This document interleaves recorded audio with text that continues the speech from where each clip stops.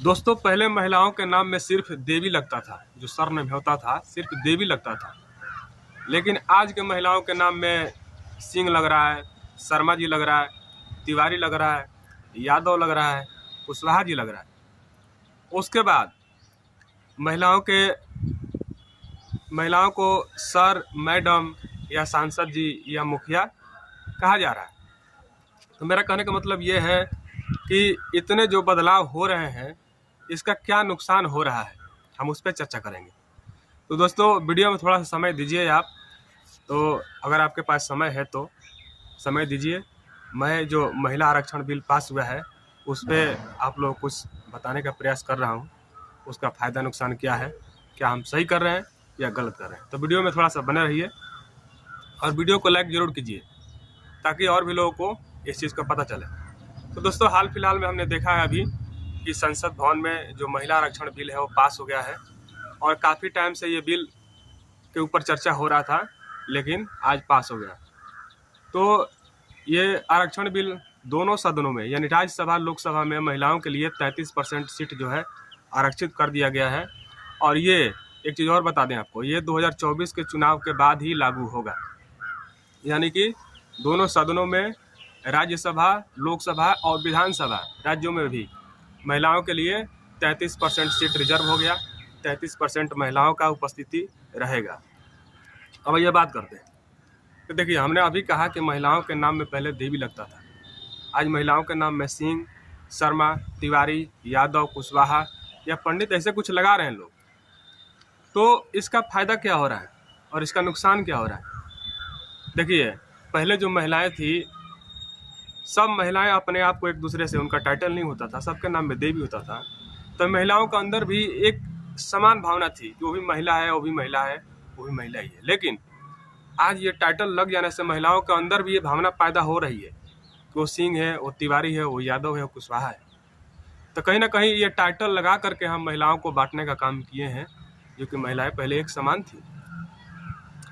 अब महिलाओं को हम आरक्षण दे करके आगे बढ़ा रहे हैं, बहुत अच्छी बात है। हम तो सोच रहे हैं अच्छा, लेकिन हो क्या रहा है हम उस पर बात करेंगे। तो अब महिलाओं को हम यदि सर, मैडम या विधानसभा में, राज्यसभा में कहीं भेज करके सांसद साहिबा या इस तरह के जब हम काम कर रहे हैं, तो उसका क्या फ़ायदा हो रहा है? पहले हम महिलाओं को गांव में अपने सुना है, देखा भी है, महिलाओं को दादी, नानी, चाची, बड़ी मम्मी, मौसी, बुआ या दीदी इस तरह से बोलते थे। तो इस तरह से बोलने का मतलब ये था कि हमारे और उनके साथ एक रिश्ता कनेक्ट होता था। अगर हम किसी को बड़ी मम्मी या मौसी बोलते हैं या बुआ बोलते हैं, तो हमारा उनके साथ एक रिश्ता कनेक्ट हो रहा है, एक भावना पैदा हो रही है, अपनापन पैदा हो रहा है।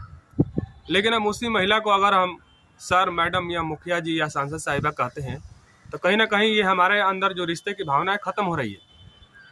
हमें बड़े और छोटे की भावना उत्पन्न हो रही है। हमें लगता है कि वो सर है, मैडम है, हमसे बड़ी है। तो एक ये चीज़ यहाँ पर हो रहा है, जो कि रिश्ते जो हैं, रिश्ते में दरार आ रही है और एक भावना आहत हो रही है। और मैं आपको एक चीज़ बता दूं कि ये भारत देश है, यहाँ एक संस्कृति है, यहाँ एक धर्म है, यहाँ पर रिश्ते हैं, नाते हैं। और सदियों से इस देश को, लोगों को जो जीवनचर्या है, इसको बनाए रखा है और लोगों के अस्तित्व को बचा रखा है। ये रिश्ते नाते जो है बहुत ज़रूरी है। हमें उन देशों के कंपेयर नहीं करना चाहिए जहाँ पर ना रिश्ते हैं ना नाते हैं, वहाँ पर कुछ नहीं है। बेटा बेटी को कोई लेना देना नहीं है माँ बाप से। माँ बाप को वृद्धाश्रम में छोड़ देते हैं। शादी विवाह होता है, एग्रीमेंट होता है 5 साल 10 साल के लिए, उसके बाद पत्नी को छोड़ देते हैं। तो वहाँ पर रिश्ते नाते हैं ही नहीं, कोई रिश्ते नाता नहीं है, कोई भावनाएं नहीं है उनके अंदर में। और हमारे देश अलग है उनसे, तो हम उनका साथ कंपेयर नहीं कर सकते हैं। हमें ये भी चीज़ ध्यान देने की ज़रूरत है। हमारा देश रिश्ते नातों का देश है, संस्कृति का देश है, धर्मों का देश है। तो कहीं ना कहीं हम इस तरह के काम कर रहे हैं, तो ये चीज़ हो रहा है ज़रूर। तो हमें इन सब चीज़ों पर फोकस करने की ज़रूरत है और ध्यान देने की ज़रूरत है। और एक चीज़ और बता रहे हैं आपको कि देखिए, अगर कोई भी महिला किसी कारणवश अगर घर से निकल रही है, चाहे नौकरी करने के लिए, चाहे बिजनेस करने के लिए, चाहे कुछ भी, तो उसके साथ क्या हो रहा है आपने नोटिस किया भी होगा। अगर कोई महिला घर से निकल के जा रही है तो उसके जो घर में छोटे छोटे बच्चे हैं, उनके साथ क्या हो रहा है, घर में दाई रख दिए होंगे, दाई उसका काम पालन करेगी, पालन पोषण करेगी, कपड़ा लता कुछ भी करेगी। तो कहीं ना कहीं उस बच्चे और उस माँ के जो बीच में जो संबंध है, जो रिश्ते का भावना है, वो ख़त्म हो रहा है। और दूसरी तरफ उसके पति से भी जो स्नेह, जो प्यार मोहब्बत होना चाहिए, उसके बीच भी दरार पैदा हो रहा है। तो ये रिश्ते यहाँ पर ख़त्म हो रहे हैं। चाहे महिलाएं किसी भी तरह से अगर घर से बाहर निकल रही है तो उसके बाद जो बड़े बुजुर्ग हैं उनका सेवा करने की बात है, तो उनका भी सेवा करने के लिए हम लोग वृद्धाश्रम में, चाहे जो भी जॉब पे जाता है, जिसके घर में नहीं है कोई करने वाला, तो वृद्धाश्रम में भेज ही देते हैं और चले जाते हैं। या घर पे भी रहते हैं तो उनका कोई सेवा सत्कार करने वाला नहीं होता है, ऐसे ही पड़े रहते हैं। तो वो भी, उनका भी जो एक प्यार है अपने बच्चों के प्रति, वो भी ख़त्म हो रहा है। तो उनका भी कहीं ना कहीं दिल दुख रहा है। तो हमारे कहने का सिर्फ यही मतलब है कि ये हमारा भारत देश है, यहाँ पर एक संस्कृति है, धर्म है, हमें इसकी रक्षा करने की ज़रूरत है। और किस तरह से इसका रक्षा होगा उस पर भी ध्यान देने की ज़रूरत है। मैं ये नहीं कह रहा हूँ कि महिलाओं का सम्मान नहीं करना चाहिए, आरक्षण नहीं देना चाहिए। महिलाओं का आरक्षण सम्मान दें, लेकिन कैसे दें, हमें उस पर बात करने की और सोचने की ज़रूरत है। ठीक है, उस पर ध्यान देने की ज़रूरत है कि आखिर हम कैसे महिलाओं का आरक्षण, कैसे सम्मान दे सकते हैं। आरक्षण देकर ही सम्मान नहीं किया जा सकता है। महिलाओं का सम्मान बहुत तरीके से हो सकता है। जैसे कि मान लीजिए, अगर किसी कारण से कोई महिला घर से बाहर निकलती है जॉब करने के लिए या बिजनेस करने के लिए, वो क्यों निकल रही है? या तो उसकी अपनी इच्छाएं को है उसकी पूर्ति करने के लिए, या तो घर में जो तंगी चल रहा है, यानी कि महंगाई हो गया, चाहे जो भी खर्च है उसको वो मेंटेन करने के लिए पूरा नहीं कर रहा है पति उसका, तो भी बाहर जा रही है ना। तो हमें इन सब चीज़ों पे ध्यान देने की ज़रूरत है कि हम उसको कैसे कम कर सकते हैं ताकि वो घर में रह सके, अपने बच्चे, अपने परिवार में रह सके और उनका सम्मान कर सके, उनके साथ जीवन बिताए और संबंध जो है कायम रहे, बना रहे प्यार।